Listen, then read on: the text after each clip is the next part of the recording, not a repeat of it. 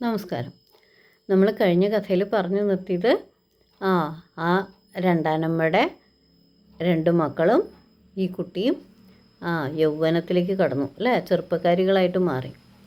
ആ സമയത്ത് ഉണ്ടായൊരു സംഭവം അതാണ് പറഞ്ഞു തുടങ്ങിയത്. അവിടെ അടുത്ത് ആ രാജ്യത്തെ ഒരു കൊട്ടാരമുണ്ട്. ആ കൊട്ടാരത്തിൽ ഒരു നൃത്ത മത്സരം, പെൺകുട്ടികൾക്കുള്ളൊരു നൃത്ത മത്സരം നടത്താൻ രാജാവ് തീരുമാനിച്ചു.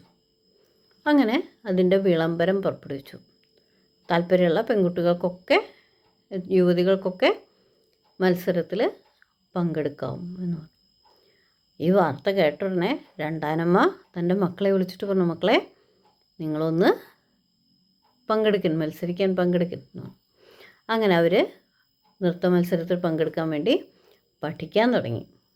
അപ്പോൾ ഈ പെൺകുട്ടിയുണ്ട് അല്ലേ, അവൾക്ക് മോഹമൊക്കെ ഉണ്ട്. അവൾക്ക് പക്ഷേ പഠിക്കാനോ അല്ലെങ്കിൽ ഒന്നിനും കഴിവില്ല, ഇവരോട്ട് സഹായിക്കില്ല. എങ്കിലും അവൾ പലപ്പോഴും കണ്ടതും കേട്ടതുമായിട്ടുള്ള ഡാൻസ് എന്നൊക്കെയുള്ള പലതും പഠിച്ച് അവളുടെ മനസ്സിലുണ്ട്. അവൾ വെറുതെ ആരും കാണാതെ അത് പരിശീലിച്ചു തുടങ്ങി. ഒരിക്കലും പങ്കെടുക്കാൻ പറ്റുമെന്ന് മോഹിച്ചിട്ടൊന്നുമല്ല, എങ്കിലും അവൾ വെറുതെ പരിശീലിക്കാൻ തുടങ്ങി. അങ്ങനെ ഈ മറ്റേ 2 പെൺമക്കളും ഒരുങ്ങി വരുന്നുണ്ട്. അപ്പോൾ ആ സമയത്ത് ഒരു ദിവസം ഈ പെൺകുട്ടി ഏതാണ്ട് അതിനടുത്ത ദിവസമായപ്പോൾ ഈ പെൺകുട്ടി അമ്മോട് ചോദിച്ചു, അമ്മേ എനിക്കും ഒരു മോഹം, എനിക്കും ഡാൻസ് മത്സരത്തിൽ പങ്കെടുക്കണം. ഇത് കേട്ട ഉടനെ അവരൊക്കെ ചിരിക്കാൻ തുടങ്ങി. കഷ്ടം, ഈ വീട്ടിലെ പണി മാത്രം ചെയ്തിരിക്കണം, നീ ഡാൻസ് ഒന്നും പഠിച്ചിട്ടില്ലല്ലോ, പിന്നെ നീ എങ്ങനെയാണ് ഡാൻസ് ചെയ്യുക?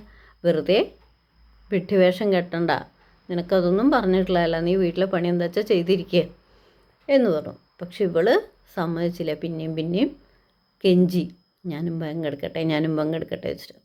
അവസാനം അമ്മ പറഞ്ഞു, ശരി നിനക്ക് പങ്കെടുക്കാം, പക്ഷേ ഒരു കാര്യമുണ്ട്, ഞാനൊരു 3 കാര്യങ്ങൾ പറയാം. ആ 3 നീ കൃത്യമായിട്ട് അതത് ദിവസം ചെയ്തു തീർത്താൽ എന്തു ചെയ്യാം, നിന്നെ മത്സരത്തിന് പങ്കെടുക്കാൻ സമ്മതിക്കാമെന്ന്. അവൾ സമ്മതിച്ചു. അപ്പോൾ ഇത്ര അവൾ പ്രതീക്ഷിച്ചില്ല.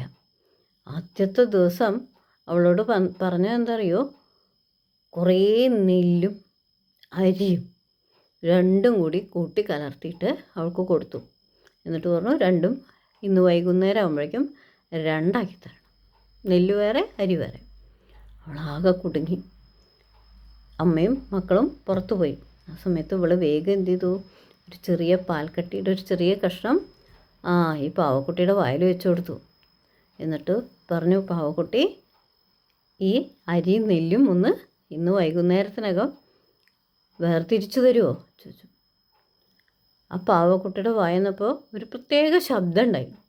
ആ ശബ്ദം ഇങ്ങോട്ട് കേട്ടില്ലേ, നിറയെ പക്ഷികൾ എവിടുന്നാന്നറിയില്ല പാറി വന്നു.